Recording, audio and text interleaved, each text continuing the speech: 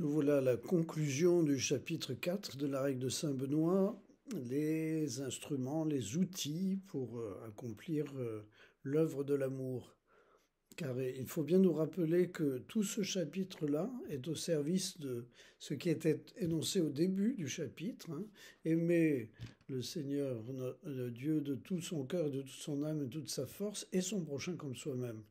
Et effectivement, dans la conclusion, euh, Saint Benoît n'y va pas par quatre chemins. Ne haïr personne, aimer ses ennemis euh, et accomplir, mener à bien chaque jour l'œuvre de Dieu, c'est-à-dire l'œuvre de l'amour. Et il y a là dans cette conclusion comme un rassemblement de ce qui est peut-être le plus important, en quelque sorte comme le résumé, la synthèse de ce qui est nécessaire pour accomplir cette œuvre de l'amour. Il est question d'aimer la chasteté, c'est-à-dire de ne capturer personne, de ne prendre la main sur personne. C'est ça la vraie chasteté, en fait. C'est pas simplement une question de rétractation de la sexualité, c'est une question de disposition intérieure euh, dans un accueil libre, ne haïr personne, ne pas être jaloux, euh, ne pas agir par envie, ne pas contester pour contester, fuir l'orgueil. Alors avec ce bon conseil aussi, vénérer les anciens, aimer les jeunes.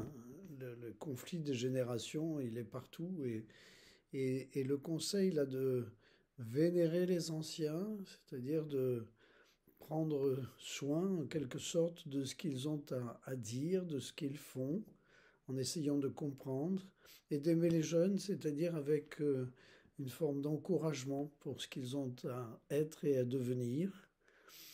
Et puis donc, dans l'amour du Christ, prier pour les ennemis, euh, essayer de se réconcilier chaque fois qu'il y a eu une tension avec quelqu'un avant le coucher du soleil, avant la fin de la journée.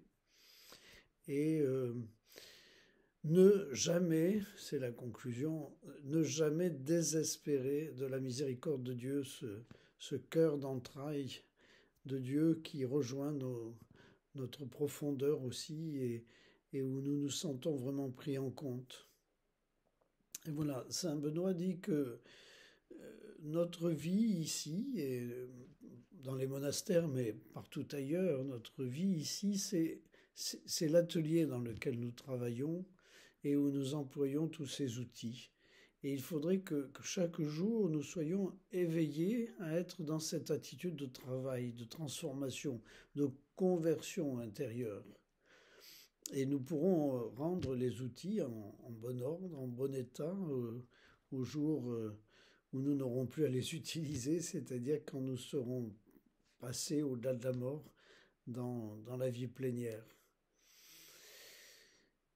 Eh bien, gardons vraiment au cœur cette espérance que la miséricorde l'emporte sur tout et que notre travail est sans cesse d'actualité, intéressant et qu'il porte sur ce que nous avons de plus précieux en nous-mêmes et les uns avec les autres, tous ensemble, accomplissons, menant à bien chaque jour l'œuvre de Dieu.